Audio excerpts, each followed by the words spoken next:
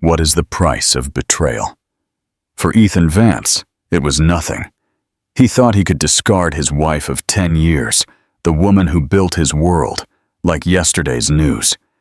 He thought he could parade his new, younger model, Chloe, at the most exclusive event of the year, the grand gala of the Met Arts Foundation, and call it a victory. He imagined his ex-wife, Sarah, sitting at home, broken and irrelevant. But he forgot one crucial detail.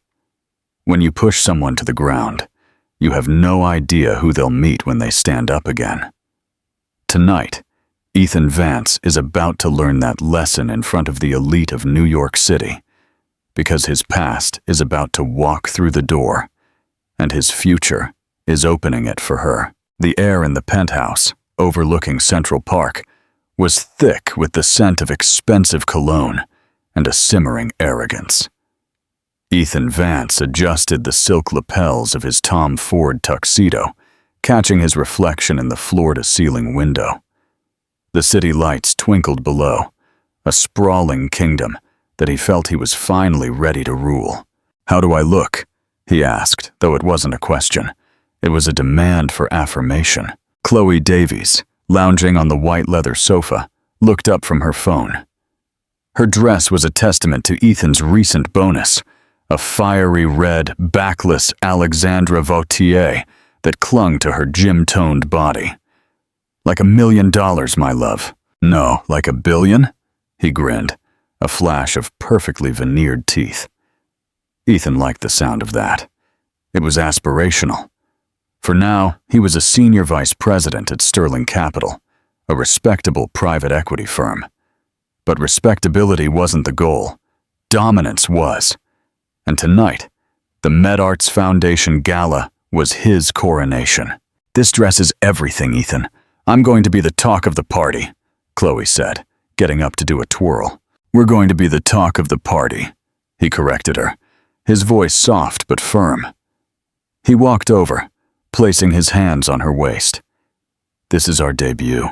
The world needs to see the new Ethan Vance, the real Ethan Vance." The unsaid part hung in the air, not the Ethan and Sarah Vance. Sarah, his ex-wife.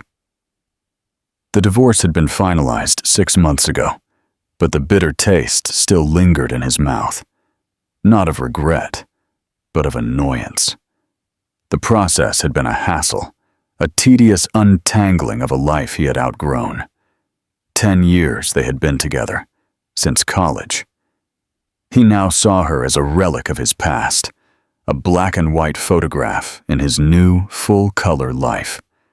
He remembered her always in sensible clothes, her hair tied back, her hands smudged with charcoal or paint from her hobbies.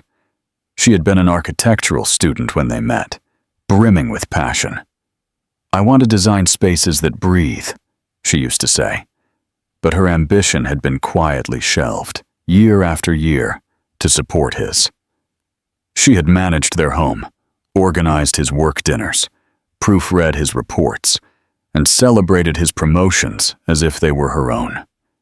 She had been the perfect corporate wife, the scaffolding that allowed him to build his career, and like all scaffolding, she was meant to be dismantled once the structure was complete. The last argument replayed in his head, a scene he had edited for his own comfort. "You don't even see me anymore, Ethan," Sarah had said, her voice trembling but not breaking. She was standing in the kitchen of their old apartment, the one she had meticulously renovated herself. "I do see you, Sarah. I just don't think we want the same things anymore," he had replied coldly, looking at his watch. He had a dinner reservation with Chloe. "What is it that I want that's so different?" she had asked, her eyes pleading. "You're content," he had said the word, sounding like an insult on his tongue. "You're happy with this house, your little art projects. My world is getting bigger. I need someone who can keep up." He had conveniently omitted the part where she had found the hotel receipts, the lingerie he hadn't bought for her, the smiling photos of him and Chloe on a business trip to the Hamptons. He had framed the narrative for himself, and for their few remaining mutual friends, as a conscious uncoupling, a divergence of paths. He was soaring into the stratosphere. She was content to stay on the ground. "Do you think she'll find out about tonight?" Chloe asked, pulling him out of his reverie. She was applying a final coat of ruby red lipstick. Ethan scoffed. "Who? Sarah? God, I hope so. I hope someone sends her a link to a gossip column. Maybe then she'll understand what she lost." He pictured her in her small apartment in the West Village, probably sketching something no one would ever see, or reading a book. The image filled him with a satisfying sense of superiority. He had won. "Ready to go?" He offered his arm. "Ready to make an entrance?" Chloe purred, taking it. As the elevator descended, Ethan felt a surge of adrenaline. The gala wasn't just a party. It was a battlefield of influence and perception. It was where deals were whispered over champagne, and fortunes were measured by the cut of a suit or the carats of a diamond. Tonight, with Chloe on his arm, he wasn't just attending. He was making a statement. He was powerful. He was desirable. And he was untethered from the quiet, unassuming past that was his first wife. He was completely and blissfully ignorant of the fact that scaffolding, once removed, can reveal a masterpiece that was hidden in plain sight, and that masterpieces, unlike shiny new buildings, are timeless and priceless. The Met Gala, a fateful encounter. The black Escalade pulled up to the grand, floodlit entrance of the Metropolitan Museum of Art. A river of luxury vehicles flowed around it, depositing New York's high society onto a plush red carpet that snaked up the iconic steps. The air crackled with the flash of cameras and the low murmur of excited chatter. "It's showtime," Ethan whispered, squeezing Chloe's hand. A uniformed attendant opened their door, and they stepped out into the crisp autumn air. The paparazzi, initially focused on a Hollywood actress ahead of them, turned a few lenses their way. Ethan straightened his bow tie, a practiced motion of casual importance. He guided Chloe forward, his hand placed possessively on the small of her back. She played her part perfectly, smiling dazzlingly, tilting her head just so. A scarlet siren. They were a vision of modern success, the sleekly suited financier and his beautiful young companion. A few photographers yelled, "Over here! Big smile!" They knew he was from Sterling Capital, a firm with deep pockets and a rising reputation. They were worth a few shots. Inside, the great hall had been transformed into an ethereal wonderland. Towering arrangements of white orchids and crystal branches reached toward the vaulted ceiling. Waiters in crisp white jackets moved silently through the crowd, balancing trays of glistening champagne flutes and intricate canapes. The sound was a symphony of clinking glasses, sophisticated laughter, and the soft swell of a string quartet playing in a distant corner. Ethan breathed it all in. This was his element. "Vance, you old dog," a voice boomed. It was Mr. Peterson, a managing director at a rival firm, a man whose respect Ethan craved. "Mr. Peterson, great to see you," Ethan said, shaking his hand with confident warmth. "You know my partner, Chloe Davies?" "A pleasure," Peterson said, his eyes doing a quick, appreciative scan of Chloe's dress. "You two make quite a pair. Sterling Capital must be treating you well." "Can't complain," Ethan said, with a modest shrug that was the exact opposite. As they waded deeper into the crowd, Ethan felt the effect of their arrival. He saw the glances, the whispers behind hands. He saw some of his colleagues' wives looking Chloe up and down with a mix of envy and disdain, which he found particularly amusing. He saw Ms. Reynolds, the city's most notorious gossip columnist, making a mental note of their presence. Perfect. By morning, his photo would be on page 6, cementing his new status. He was a conqueror, enjoying his spoils. He steered Chloe toward the main ballroom, making a point of stopping and chatting with everyone who mattered. He was charming, witty, and utterly magnetic. He introduced Chloe not just as his partner, but with little details. The brilliant marketing mind behind. Oh, the woman with impeccable taste and style. Giving her a veneer of substance he felt reflected well on him. "I'm so glad we came," Chloe whispered to him, her eyes wide with the glamour of it all. "This is a different world." "Get used to it," he said softly. "This is our world now." His gaze swept the room, and he felt a pang of something he refused to name. He saw couples who had been married for decades, men and women who had weathered storms together. He saw the natural comfort between them, the shared smiles that spoke of a deep history. It reminded him, just for a second, of what he and Sarah used to be like at these things. She always stayed close, her hand finding his in a crowd, a silent signal of support. She knew who to talk to, who to avoid, who had the real power versus the illusion of it. She had been his social navigator. He pushed the thought away. That was the old Ethan, the dependent Ethan. He didn't need a navigator anymore. He was the captain of his own ship. Then he saw exactly who he was looking for. His boss, the formidable CEO of Sterling Capital, Mr. Vance, standing with a small group near the silent auction display. Mr. Vance was an industry titan, a man whose approval could make or break careers. "Wait here, Chloe," he instructed, handing her a glass of champagne. "Time to pay my respects." He walked over, putting on his most serious, ambitious face. "Mr. Vance, a wonderful night." Mr. Vance turned, his expression neutral. "Vance, good of you to come. The firm must be represented." He didn't introduce Ethan to the men he was with. A subtle but clear power play. "Of course, sir. It's the event of the season," Ethan said, trying to elbow his way into the conversation. "By the way, that new acquisition in the tech sector was a masterstroke. The numbers are looking even better than projected." Mr. Vance nodded dryly. "We're pleased." His attention was already wandering. The conversation was clearly over. Slightly rebuffed, but not deterred, Ethan retreated. It didn't matter. His presence had been noted. He rejoined Chloe, his ego still fully inflated. He had the beautiful woman, the high-powered job, the bright future. He was untouchable. It was then that the atmosphere in the great hall began to change. It wasn't loud or sudden. It was a subtle shift in pressure, like the air before a storm.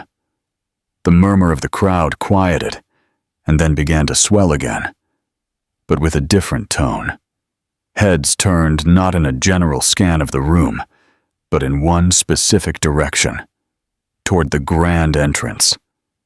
A wave of concentrated silence spread from the door inward. The photographers, who had been lazily snapping pictures of the crowd, suddenly scrambled back to the red carpet, their flashes firing in a frantic, continuous barrage. "What's happening?" Chloe asked, standing on her tiptoes to see over the crowd. "Did a movie star arrive?" Ethan craned his neck, annoyed by the interruption, and saw the reason for the commotion. A car, not an Escalade or a Bentley, but a rare, impossibly sleek Bugatti Veyron, a multi-million-dollar ghost of a car, had pulled up. It was the kind of vehicle that announced not just wealth, but a different stratosphere of existence. A doorman, looking flustered and overly deferential, rushed to open the passenger door. Ethan watched, mildly curious. Who could command this kind of attention? And then he saw her. A woman emerged from the car. The crowd between them parted for a moment, creating a perfect, unobstructed view from the ballroom entrance to the front steps. For a split second, his brain refused to process the image. It was like seeing a ghost, but a ghost reimagined by a master artist. It was Sarah, But it wasn't the Sarah he knew. It wasn't the woman in sensible shoes and quiet cardigans. This woman wore a midnight blue silk gown, a custom Schiaparelli creation that seemed to pour over her figure, shimmering under the lights. It was elegant, daring, and utterly breathtaking.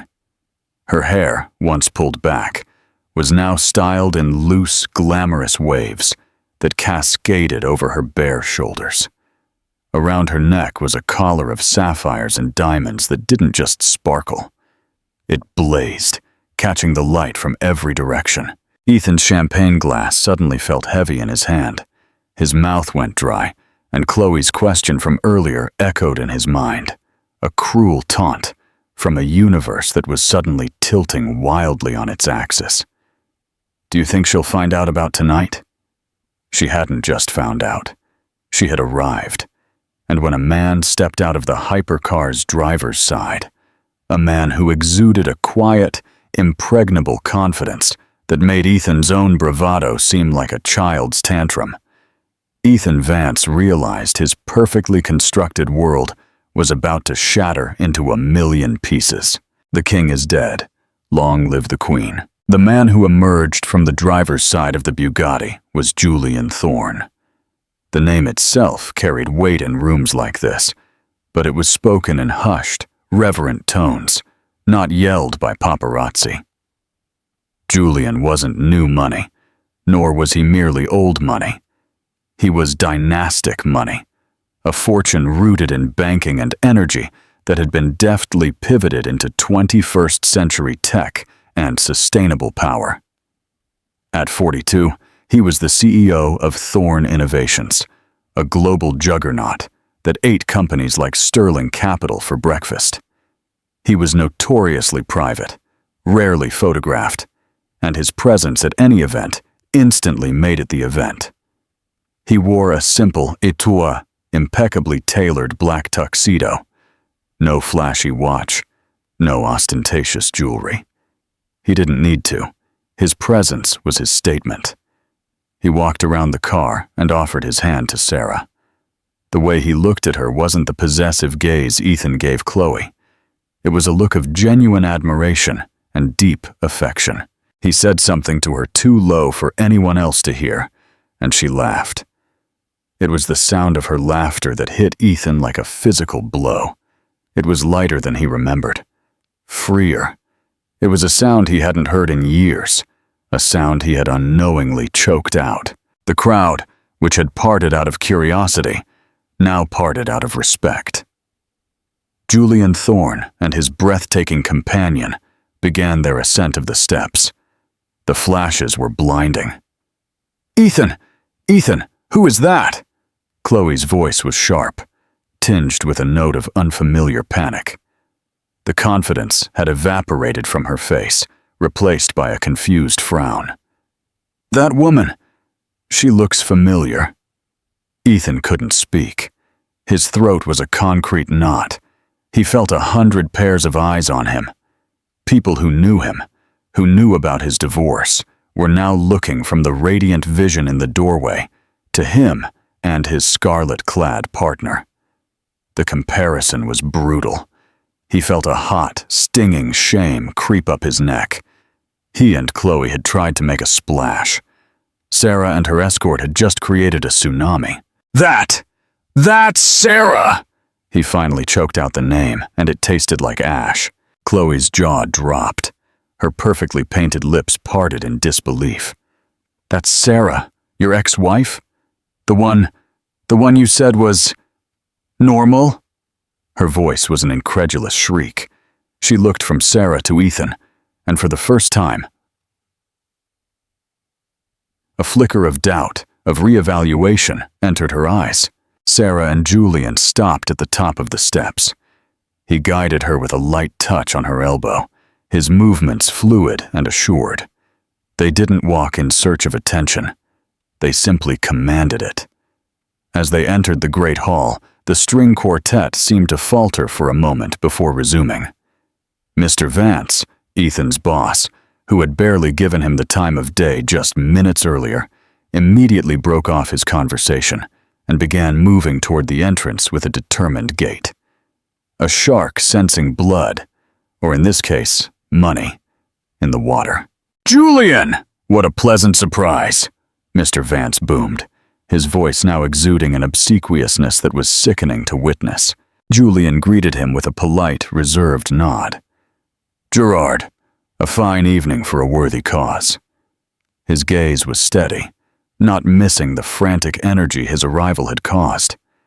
And then his eyes, a deep, intelligent blue, swept the room and landed for a brief, chilling moment on Ethan. There was no malice in the look, no anger. There was something far worse, complete, indifferent dismissal. It was the look a man gives to something he is about to step on, without even noticing it. But Sarah's eyes found him too. Their gazes crossed through the sea of slack-jawed faces. Ethan had expected to see triumph in her eyes, or perhaps a flicker of old pain. He saw neither. He saw a quiet, clear strength he had never seen before.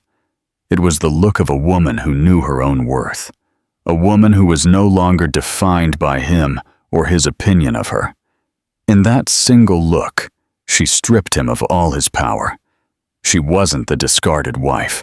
She was a queen who had simply moved to a grander palace. The realization hit Ethan with the force of a physical blow. This wasn't just a chance encounter. This was a statement. But it wasn't Sarah's statement to him. It was a statement to the world about who she was now.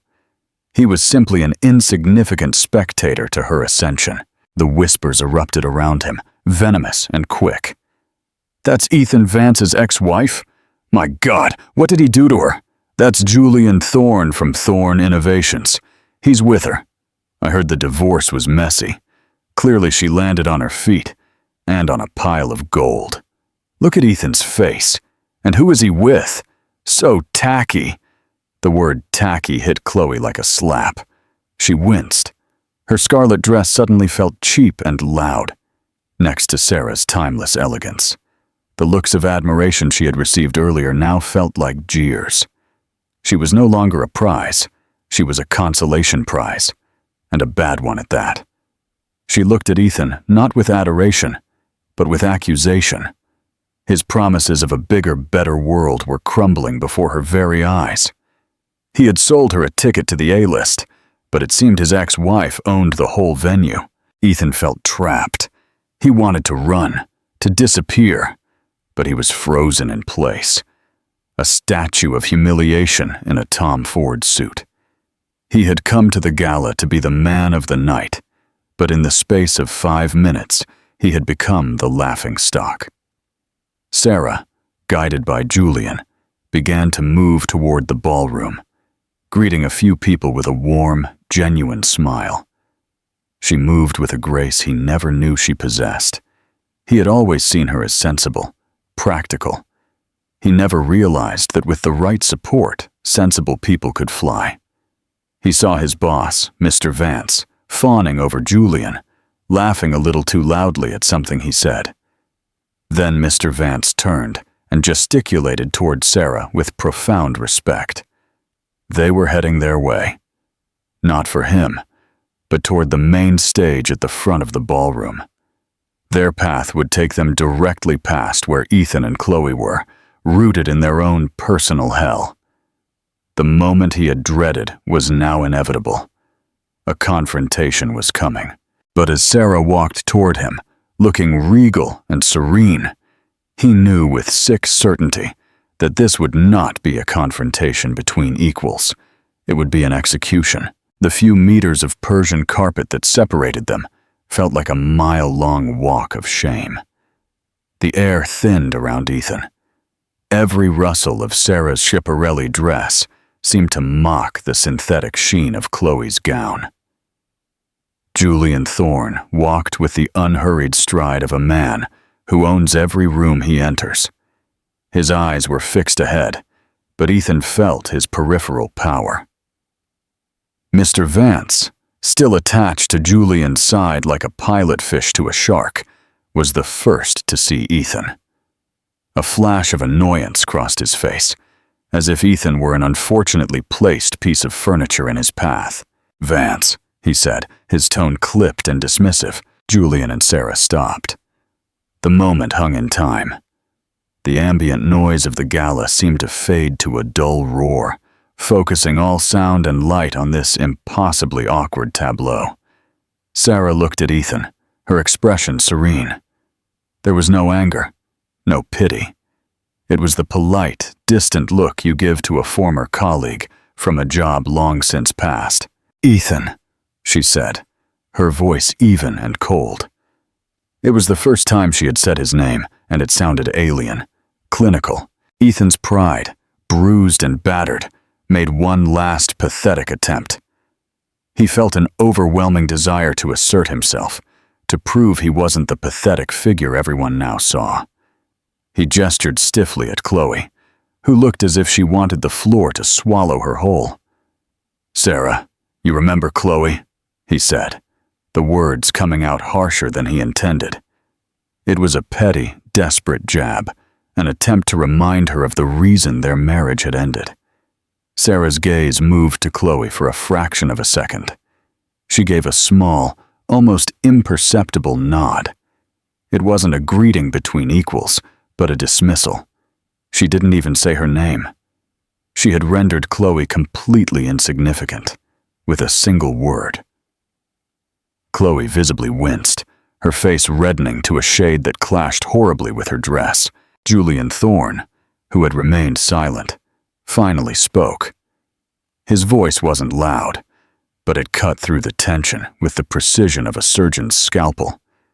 He looked directly at Ethan, but his words were for his boss. "Gerard," he said, his tone dangerously soft. "I wasn't aware Sterling Capital was part of our current philanthropic portfolio." Mr. Vance blanched. "Julian, we are great admirers of the Foundation's work. We contribute annually." "Admirable," Julian replied, his eyes still fixed on Ethan. He then shifted his gaze slightly to include Chloe.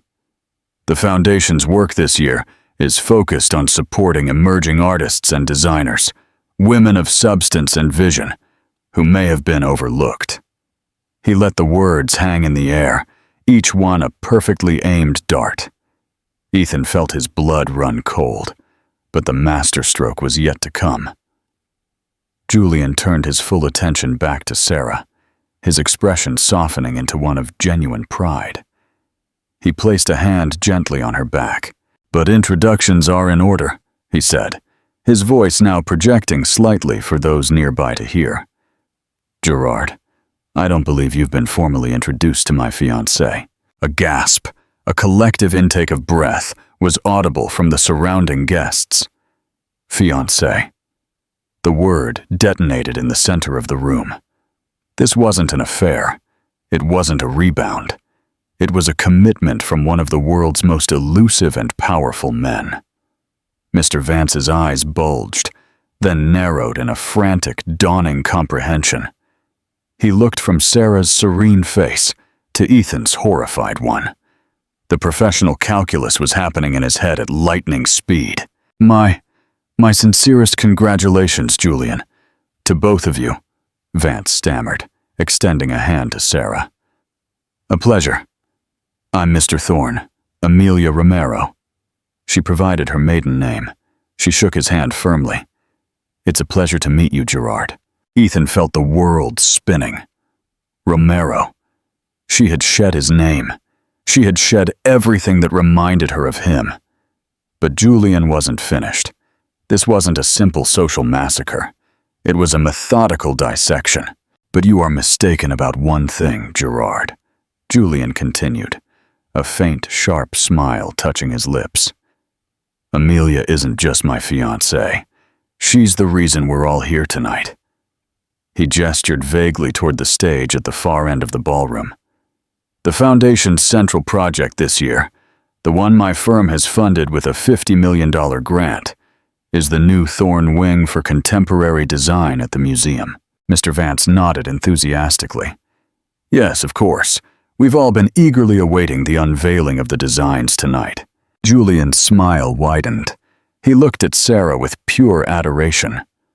"Then allow me to introduce you to the creative force behind it, the winner of the International Blind Competition, the principal architect and lead designer of the entire Thorn Wing, the one and only Amelia Romero." Silence. A deep, resonant silence fell over the gala. Ethan Thorne felt the floor drop out from under him. It couldn't be.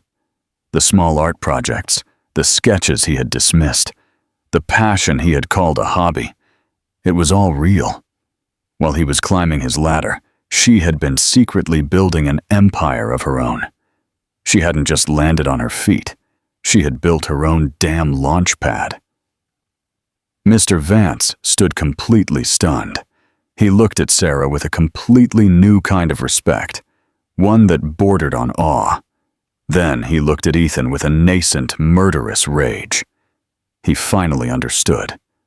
Ethan Thorne, his arrogant, conceited vice president, had discarded a woman who was now inextricably linked to a $50 million project with Julian Thorne, a man with whom Vance had been trying to get a meeting for over a year. The humiliation was absolute. It was a public, professional, and personal annihilation. Ethan had come to the gala to show off his new, shiny life, only to have the woman he had thrown away unveiled as the true masterpiece of the evening. What do you think of Sarah's incredible transformation and Ethan's downfall? Let us know in the comments. We read every single one. The price of betrayal. The fall of Ethan Vance. The rest of the night was a blur of exquisite torture for Ethan. He and Chloe remained frozen in place for a few moments, the epicenter of a gossip shockwave that was now radiating through the gala at light speed. Every whispered conversation, every pointed finger, every smirk was a new stab of humiliation. Chloe was the first to break. "You told me she was a nobody," she hissed, her voice low and venomous. "You said she was a sad little artist living in a shoebox. You said I was the upgrade. How was I supposed to know?" Ethan shot back, his voice cracking. He was defensive. Lost. "She never, ever did anything like this before. Maybe because you never left her." Chloe's eyes were cold and calculating. She was reevaluating her investment, and the stock was plummeting. The life of glamour Ethan had promised was a lie, a cheap imitation of the real thing, the life Sarah now effortlessly inhabited. Chloe had not upgraded. She had been conned. Before Ethan could reply, his boss, Mr. Vance, was back. His face was a storm. He grabbed Ethan's arm with an iron grip and forcibly steered him to a secluded corner behind a marble column. "Are you an idiot, Vance?" Mr. Vance growled, his voice a lethal whisper. "Or just a stupid fool?" "Sir, I had no idea," Ethan stammered. "Shut up," Mr. Vance cut him off. "Just shut up. Do you have any idea what you've done? We've been trying to do business with Thorne Innovations for 2 years. Our entire new tech fund strategy hinges on getting a piece of their new energy portfolio. I've been calling their office every week, getting blocked by their assistants. And tonight, I finally meet him. And who is he engaged to? My foolish vice president's ex-wife. The woman you cheated on and abandoned. The woman who is now the lead designer for his $50 million project. Do you see the problem here, Ethan? Connect the dots for me." Ethan's mind was a blank wall of panic. "I can fix this. I can talk to her." Mr. Vance let out a short, barking laugh that was devoid of humor. "You will do no such thing. You will not approach Ms. Romero or Mr. Thorne. You will take your date," he said the word with utter distaste, "and you will quietly leave through a side door. And I suggest you spend the weekend updating your resume. My office, Monday morning, 8 a.m. sharp." Mr. Vance's voice fell to an icy calm that was more terrifying than his rage. "You're fired." He turned and walked away, leaving Ethan trembling, his career flashing before his eyes. Meanwhile, on the other side of the ballroom, Sarah and Julian, had been graciously welcomed to the head table, hosted by the museum director and the foundation heads. The conversation was lively, focused on art, architecture, and the future of design. Sarah spoke with an eloquence and passion that captivated everyone. She was not just a fiancée, she was a visionary in her own right. Later, during a quiet moment, as they stood on a private balcony overlooking the city, Julian put a cashmere shawl over her shoulders. "Are you all right?" he asked softly, his concern genuine. Sarah looked at the sparkling skyline, the same one Ethan had looked at from his penthouse. But her view was different. She wasn't trying to conquer it. She was part of it. "I am," she said, and she meant it. For years, I felt like a shadow. I thought his validation was the only thing that made me real. Seeing him tonight, I didn't feel anger. I didn't feel revenge. I felt nothing. He's just a man I used to know. She turned to Julian, her eyes shining with gratitude. "You saw something in me, Julian, when I couldn't even see it in myself." He smiled, tucking a stray strand of hair behind her ear. "I saw a brilliant artist. I saw a woman of incredible strength and integrity who deserved to have her name in lights, not hidden in the footnotes of someone else's story. I just provided the framework. You are the masterpiece." Their moment was interrupted by applause from the ballroom. The presentation was about to begin. It was time for Sarah to take the stage. Back in the corner, David's world had completely collapsed. He turned to go back to Chloe to tell her they were leaving, but she was already gone. He scanned the crowd and saw her talking to Mr. Peterson, the rival firm's director. She was laughing at something he said, placing a delicate hand on his arm, her scarlet dress a beacon of opportunism. She had already cut her losses and was looking for her next investor. Defeated, Ethan stumbled toward a side exit, ignoring the curious and pitying glances. As he pushed open the door into the cold night air, the sound of applause echoed from the ballroom, followed by the clear, confident voice of the museum director. "And now I have the great honor of welcoming to the stage the creative genius behind the new wing, the one and only Sarah Romero." Ethan did not look back. He couldn't bear it. He had walked into the gala thinking he was the king of his own story, only to become a footnote in hers, the final accounting and a new masterpiece. 2 weeks later, the city was still abuzz with talk. The society pages and architectural magazines alike were filled with breathless praise for the Thorn Wing. Sarah Romero was the talk of the town, lauded not as a billionaire's fiancée, but as a formidable new talent in the world of design. Her vision, a fusion of sustainable materials and light-filled human-centered spaces, was hailed as revolutionary. Sarah stood in the middle of a cavernous, sun-drenched loft in the West Village, which now served as the headquarters of Romero Design Studio. Blueprints were spread across huge oak tables, and a team of young, brilliant architects were animatedly discussing material samples. The air vibrated with creativity and purpose. This was her world, a world she had built from the ashes of her old life. Her phone buzzed. It was a message from Julian. "Thinking of you, don't work too hard. The world can wait one day for its next beautiful building." She smiled. Their relationship was a calm harbor in her new, busy life. He never overshadowed her, never competed with her. He simply celebrated her success, finding as much joy in it as she did. He was a partner, not an owner. There was a soft knock on her office door. Her assistant, a sharp young woman named Clara, poked her head in. "Ms. Romero," she began. "There's a man here. He has a letter for you. He insists on giving it to you in person."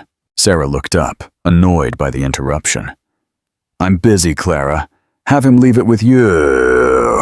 "I tried, ma'am," Clara said, her voice dropping. "It's Ethan Vance."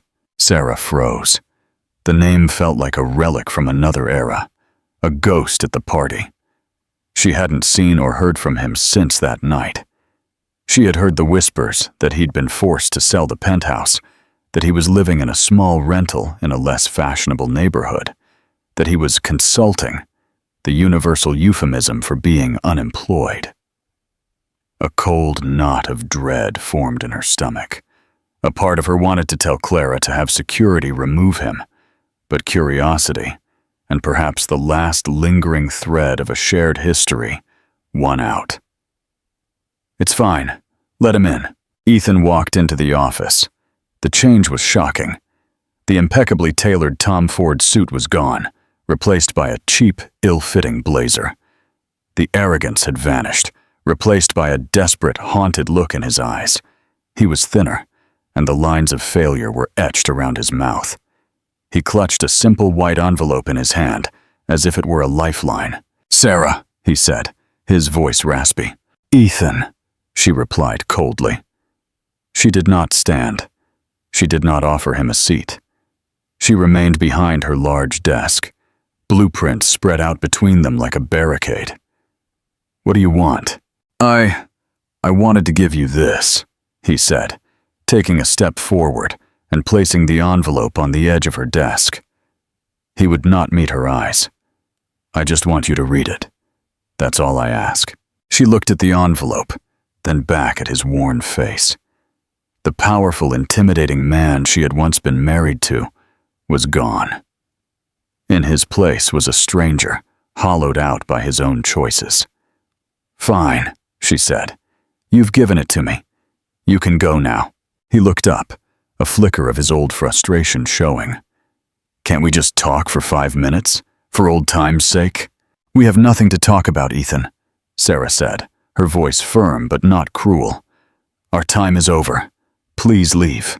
Defeated, he slowly nodded and shuffled away, like a man twice his age. Sarah looked at the envelope for a long time before finally picking it up. Inside was a 2-page handwritten letter. It was a rambling, self-pitying mess. He wrote about his regret and his mistakes, but it was all couched in the language of a victim. He talked about the pressure of his job, how he lost his way, how he missed the simple life they used to have. He never mentioned Chloe by name, referring to her only as a terrible lapse in judgment. The last paragraph was the real purpose of the letter. "I know I have no right to ask you for anything, Sarah, but seeing what you're building, it reminds me of the dreams we used to share. I'm in a difficult place. A word from you to Julian, or anyone, really, could change everything for me. I just need a second chance to get back on my feet. I'm not asking for a handout, just for a door to be opened. For the man I once was." Sarah put the letter down. A deep sadness washed over her. Not for him, but for the woman she had been. The woman who would have believed this pathetic manipulation. He wasn't sorry for what he did. He was sorry he had been caught and lost everything. He didn't miss her. He missed what she had provided him. That night, she showed the letter to Julian. He read it, his expression unreadable, and handed it back to her.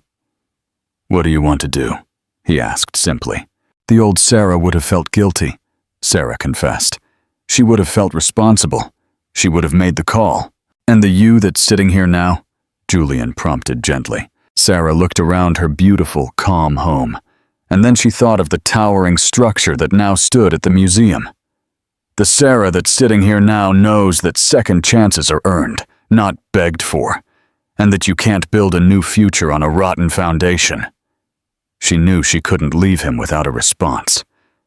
Silence to a man like Ethan could be misinterpreted as a possibility. She needed to send a final, definitive message. The next day, she went to a storage facility, where a few boxes from her old life remained. She found what she was looking for, a worn, leather-bound sketchbook from her early years of marriage. Its pages were filled with her early, brilliant designs. Innovative suburban homes, community centers, a bold proposal for a library cantilevered over a river. These were the dreams she had shared with him, the ones he had condescendingly called her little projects. She didn't write a letter. She simply opened the sketchbook to a detailed drawing of a light-filled public atrium, a design that was a clear predecessor to the central courtyard of the Thorn Wing. At the bottom of the page, in her clear architect's handwriting, she wrote just 7 words. "I was always building. You just couldn't see it." She mailed the sketchbook to his address with no return address. It wasn't an act of revenge, but an act of truth. It was giving him back his own blindness. Weeks later, in his drab, beige apartment, Ethan received the package. He opened it and stared at the sketchbook. He slowly turned the pages, each drawing a testament to a talent he had actively ignored and dismissed. He finally saw her, not as his wife or ex-wife, but as the brilliant woman she had always been. He sank onto his sofa, the sketchbook open on his lap, and for the first time, he didn't feel anger or self-pity. He felt the vast, empty weight of his loss. He hadn't just lost a wife, he had discarded a fortune of another kind, a treasure of talent and spirit that he had been too arrogant and foolish to recognize.